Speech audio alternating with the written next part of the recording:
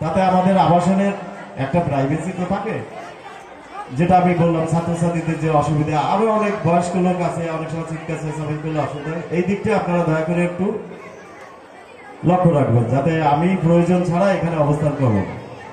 আমি বিশেষ আর কিছু বলছি না, আমাদের হাতে বেশি সময় নেই। আপনারা আজকে আমাদের উপস্থিতি আমরা অন্যান্য বারের তুলনায় একটু কমই মনে হচ্ছে, আরো উপস্থিতি আমরা আশা করেছিলাম, কারণ আমরা খুব মানে যুদ্ধকালীন ব্যস্ততায় মাঠটাকে রেডি করে এখানে অনুষ্ঠান করছি, যে প্রচুর আমাদের গার্জেনরা পার্টিসিপেট করবে, আমাদের জায়গা সংকলন হবে না, কিন্তু সেই তুলনায় দেখছি যে না, আমরা ওখানে করলেই বরং যা উপস্থিতি তাতে আমাদের অনুষ্ঠান হয়ে যেত।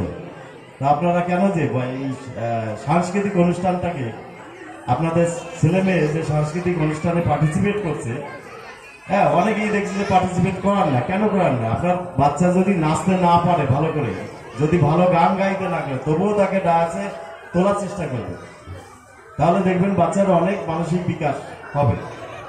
ভবিষ্যতে আপনারা আশা করি যে বিদ্যালয়ের পঠন পাঠন ছাড়া যতগুলো প্রোগ্রাম আছে, আপনার স্পোর্টস, আজকের মতো সাংস্কৃতিক অনুষ্ঠান, তারপরে আমাদের আন্তঃবিদ্যালয় যে প্রতিযোগিতা হয়, সেখানে মানে বাড়িতে আপনারা উৎসাহিত করবেন যে ওই প্রতিযোগিতায় তোকে অংশগ্রহণ করতে হবে, স্পোর্টসে দৌড়াতে হবে, না পারলেও দৌড়াতে হবে।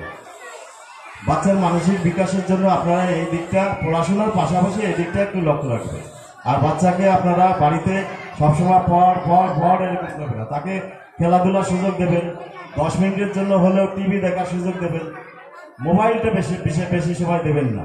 মোবাইল থেকে যত সম্ভব আপনারা দূরে রাখতে পারেন বাচ্চাকে, সেই চেষ্টাই করবেন।